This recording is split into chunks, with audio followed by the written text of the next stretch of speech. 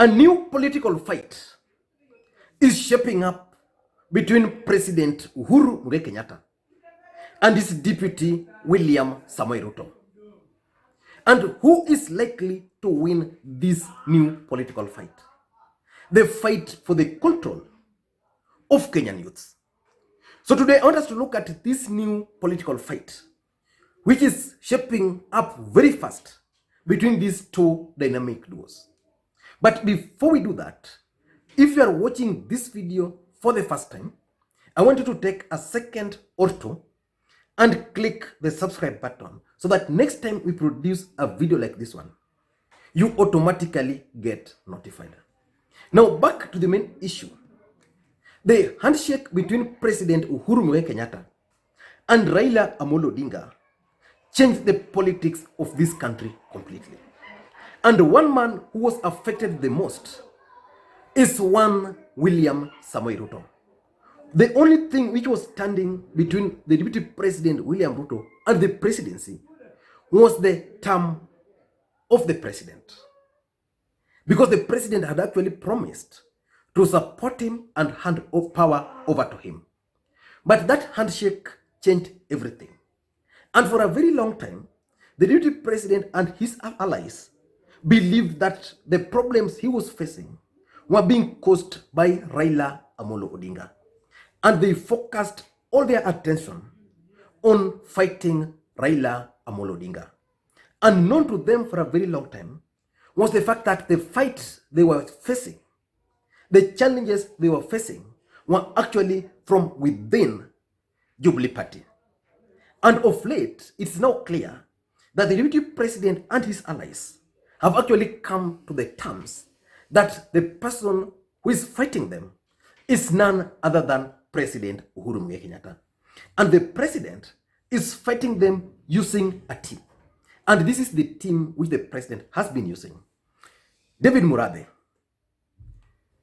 Kinodhi Ambugwa, David Murathe is a long-time personal friend of President Uhuru Kenyatta. Then there is Kinodhi Ambugwa, the controller, status controller, and then there is Mutahi Ngunyi, the fifth estate guy, the guy who coined the tyranny of numbers. And then there is Nancy Gitau. So these are the people who are fighting the deputy president for President Uhuru Kenyatta. And for those who follow the politics of this country very closely, in the last few days or weeks, the deputy president has also unveiled a team which is now fighting President Uhuru Kenyatta. And this team consists of the following. There is Oscar Sudi and Kimani Ngonjiri. I know most of you guys will assume Oscar Sudi and Kimani Ngonjiri are mad and that they are not educated. Those guys are serving a purpose. Whenever they speak, just speak one or two things they are speaking and the message they are relaying. And then there is Hassan Omar, the former Mombasa senator, is now playing a central role around the deputy president William Ruto. Then there is Boni Halwale, who is now being used to send certain messages and used to fight the president. And then there is also Johnson Muthama, who has also been retained by the deputy president to help him fight the president. And then there is Mohamed Ijopevu. And in that list, there is also Dennis Itumbi. Now let us go back a bit for us to understand this fight. How many fights have we had in Jubilee Party between President Uhuru Kenyatta and his deputy William Ruto? The first political war which emerged or erupted between these guys was the war for the control of Jubilee supporters. Who was controlling Jubilee supporters? For those who follow the politics of this country, especially during the last general election, there was the perception that the deputy president was the one who was controlling the supporters and that is the one who delivered for the president. And I want to be honest, up to now, I still don't know who is controlling Jubilee supporters across the country. What I know was that there was URP and then there was the TNA. So that was the first fight and it ended. Probably you might know from your side and I want to ask you, who do you think controls Jubilee supporters? And once that war ended, then we went, now they went for the second war, which was actually brought to the doorsteps of the president by William Ruto himself. The war for the control of central Kenya. Who was controlling, or who is controlling central Kenya? Because for a long time, most Kenyans had believed that the deputy president was controlling central Kenya. And indeed, the president became so unpopular in central Kenya. But a lot of things have changed there now, and something tells me that the president is already winning back that war, because even the people who are supporting the deputy president, most of them have started coming back to the president. Then there was the third war, the war for the control of Jubilee Party. Who was controlling Jubilee Party? I want to take you to Kibra by-election, and was it Mandera where Kolosho won?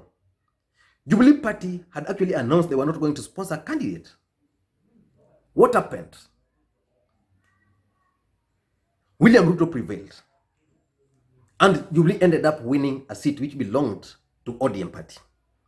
Then in Kibra, Jubilee Party also did not want to sponsor a candidate. What happened? William Ruto prevailed. Then we also had the Embakasi South, where ODM had petitioned through Somra against the Wiper candidate. Then Ruto and his allies ended up supporting Mawade. And in that by-election, it was assumed that the deputy president actually won. So there has been that war on who controls Jubilee Party. But as things stand today, the president decided and took control of Jubilee Party. So that war is now done and dusted.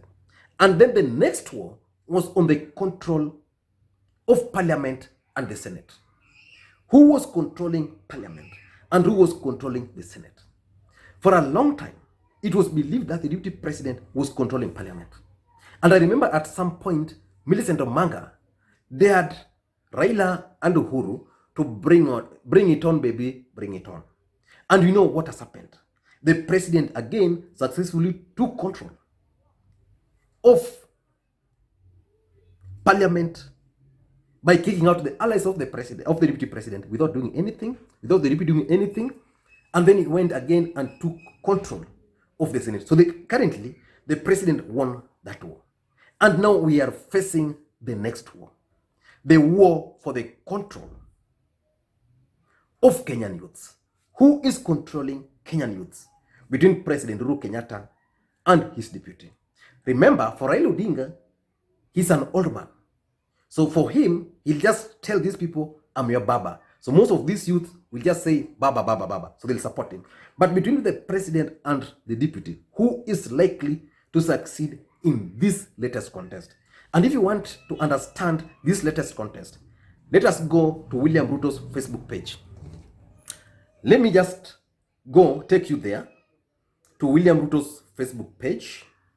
And let us go to 18th. On 18th, William Ruto posted something. Small micro enterprises run by the youths and women have been greatly affected by COVID pandemic. The revival of this sector is fundamental to our overall economic recovery. We are giving support and creating opportunity for these change makers to get them back on their feet and be self-reliant. And it's continuing, presented an assortment of items that included car washing machines, motorcycles, water tanks, and animals feeds to 30 youths and women groups from Dagoretti South, Embakasi North, Embakasi West constituencies in Karen, Nairobi. So the deputy president is appealing to the youths through this particular initiative. So that was on 18th. You come back again a week later, which is now 25th. On 25th, the deputy president also posted something. On 25th, I'm just getting it. Yes. Just posting. Today, I met Stephen Odhiambo and Dennis Otieno, two enterprising Kenyans with innovative ideas on garden furniture. I was humbled by their efforts, and I pray to God through the son of the carpenter from Nazareth to bless the work of their hands. Their dreams are valid. On that same day, he also met several of them, and this is what he's saying, distributed assortment of equipment, which included shoe shining stands, washing machines, saloon items, and tailoring machines to 30 youths and women groups from Embakasi Central, Starehe, Langata, in Karen. The program targets 5,000 young entrepreneurs. So that's how the deputy president is appealing to the youth. And to counter this, President Uhuru Kenyatta also launched and escalated what is calling Kazi Mtani. Now, the president described this program as follows. And this is why we must direct this youthful energy in a constructive manner. So therefore, as we fight this virus, as a government, we have started to harness the energy of our young people, engaging them in the National Hygiene Program that is more commonly now being referred to as Kazi Mtaani Initiative. Under this program, as a government, we expect to spend a total of 10 billion Kenya shillings, engaging our youth in restoring public hygiene standards, in urban civil works, and other public undertakings. Currently, during the trial period, which we have been executing over the last few weeks, we have engaged a total of 26,000 young people. We now intend, hopefully with the passage of the budget that we have put before Parliament, to increase that number to 200,000 young men and women across our country. And also to make it sustainable in the post-coronavirus period. We want to regiment these young people into livelihood guilds. And these are small groups of young people with a purpose and a passion for their country. Working with county governments, we will look forward to finding ways to look for generating work for these groups, societies and circles that hopefully these young people will form. Now that's Kazi Mtani, targeting youths and women. William Ruto unveiled that program, and that program, he's calling it, I Feel Your Hustle. So basically, the deputy president is personalizing his initiative, I Feel Your Hustle. The president has come up with an initiative, Kazi Mtani. And now on, you are 25th. Then a week later, which is now on 2nd, the deputy president again met and distributed, according to what he's saying here, assortment of equipments, which included a washing machine, water tanks, sound, laundry, and catering equipment to 30 youths and women's groups from Embakasi East, Embakasi South, Dagoretti North, Kamukunji constituency in Karens. And this is the day he was accompanied by Millicent Omanga. There was Elido Walo and several other people accompanied the deputy president. So these two gentlemen are fighting for the control of Kenyan youths. So who is going to win? Now let me take you through Kazi Mtani. According to Kazi Mtani, they expect to provide opportunities to 270 young people in this country, provide them with jobs. And once you get the jobs, what they take, the details they take from you is your name, they take your ID number, then they take your telephone number, they take your address, then they take your cluster name, and then they take your village. So like if you're coming from an area, let's say in Nyalenda, then Nyalenda, there's a cluster, there's a way they cluster them, and then they take your village. And they're going to expand this program. What does that tell you? This program is aimed at blocking that of the deputy president. It is designed almost kind of similar to what these guys used in NYS. Because from these details, it will be very possible for the president and his team to deal directly with these people. So it means next time, if the president wants to go to Mombasa, and already in Mombasa, let's say they have 5,000 people in Mombasa, and they have their details, they have their ID, they have their telephone numbers, it will be very easy for the president to go to that area and just have meetings with these people and explain himself to these people. In my view, the president has created this initiative to counter the deputy president, or the deputy president was well aware that the president was planning to craft a new initiative called Kazi Mtaani, and then he's now countering it by going ahead of the president. I don't know what you think, but what are the objectives? In my view, I strongly believe that the fight for the control of youths in this country between these two gentlemen is all about the Building Bridges Initiative campaigns. In the next few months, this country is going to be on an electioneering period. And the youth always play a key role in shaping the campaigns. The youth are the ones who are always paid money to move around the country, to heckle, to do what, and at the end of the day, some of them don't even vote. But they play a critical role. And we all know that currently, majority of registered voters in this country are the youths. And it was alleged, and if you've been following, let's just use this Ruto's case. If you follow very closely how they've been distributing this thing, they were kind of trying to appeal to the youths. You see the kind of tattoo most of these guys are having. You see the kind of hairstyles people like Bahati are having. Even if you go to the Kibra by-election, they brought up Mariga just to try to appeal the youth. The deputy president has actually tried to change his dressing code. Remember, this is a guy who, during the last election, didn't even know how to put on a jeans. And there were several times the deputy president was captured in a picture, and at one point I remember Kenyans mocking him for putting on a jeans which was ironed. You know, ile pasi mnapiga, you know, kitambo people used to iron mpaka ile line inatoka. So ile fly ikipita hivi inaweza kata. So the deputy president used to put on like that. But today, the deputy president is putting on very nicely. Very nice shoe, very nice khaki trousers, very nice shirts, casual shirts, and the deputy president is putting on very nice blazers just to try to appeal to this. So the contest, number one, is all about the Building Bridges Initiative. Number two, I think, is the legacy of President Uhuru Kenyatta. What legacy is the president going to leave to the youths of this country? They promised to provide jobs to the youths. Today in this country, there are no jobs.